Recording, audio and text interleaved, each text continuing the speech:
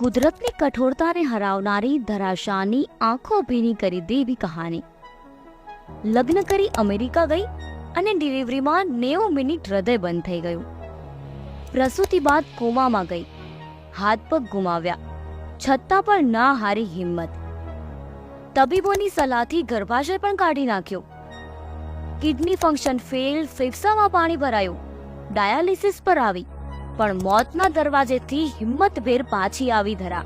ભગવાને દીકરો આપ્યો, પણ તેણે પણ 10 મહિને રમતા રમતા આંખો મીચી દીધી.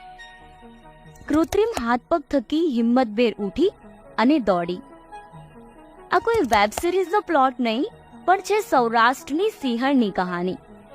કોઈ વેબ સિરીઝના પ્લોટને પણ મોડો પાડે તેવી એક કહાની આજે અમે તમારી સમક્ષ રજૂ કરવા જઈ રહ્યા છીએ. સાવરકુંડલામાં ગ્રેજ્યુએશન સુધી અભ્યાસ કરનારી ધરાશાના યુએસમાં રહેતા સિદ્ધાર્થ શાહ સાથે લગ્ન થયા. જો કે ઉજ્જવળ અને સોનેરી ભવિષ્યના સપના લઈ ધરા અમેરિકાના ડેલાસમાં આવી અને 2018માં શરૂઆત થઈ તેની મુસીબતોની. પોતાની જિંદગી સામેના સંઘર્ષની વાત કહેતા ધરા કહે છે કે મારી ડિલિવરીમાં બ્લીડિંગ એટલું વધી ગયું કે 90 મિનિટ હાર્ટ બંધ થઈ ગયું. ડોક્ટરે સતત CPR આપી હૃદય ફરી ધબકતું તો કર્યું, પણ હું કોમામાં જતી રહી. બાદમાં ગેંગ્રીન થતા 2 પગ, 1 અડધો હાથ અને બીજા હાથની 5 આંગળી કાઢી નાખવી પડી. મારા ગર્ભાશયની કોથળી પણ તબીબોની સલાહથી કાઢવી પડી. 4.5 મહિના સુધી તો હોસ્પિટલમાં જ રહી, પણ જ્યારે ઘરે પહોંચી તો મારા પુત્રને જોઈ મારું બધું જ દુઃખ ભૂલી ગઈ. પણ મારો પુત્ર જેનેટિક ડિસઓર્ડરનો શિકાર હોવાથી 10 મહિને તેણે પણ રમતા રમતા આંખો મીચી દીધી. મને લાગ્યું કે મારી જિંદગી પૂરી થઈ ગઈ, પણ તેમ છતાં હિંમત ન હારી અને કૃત્રિમ પગ લગાડી દોડવાનું શરૂ કર્યું. એક સમયે 5 ડગલા પણ નહોતી માંડી શકતી અને આજે હું 5 કિલોમીટર દોડી શકું છું. ધરાએ કહ્યું કે હું એટલું જ કહીશ કે કોઈ પણ પરિસ્થિતિ આવે તો તેનો સામનો કરો, હિંમતથી લડો, કારણ કે ડરવાથી કે ભાગવાથી તેનું કોઈ સોલ્યુશન નથી આવતું.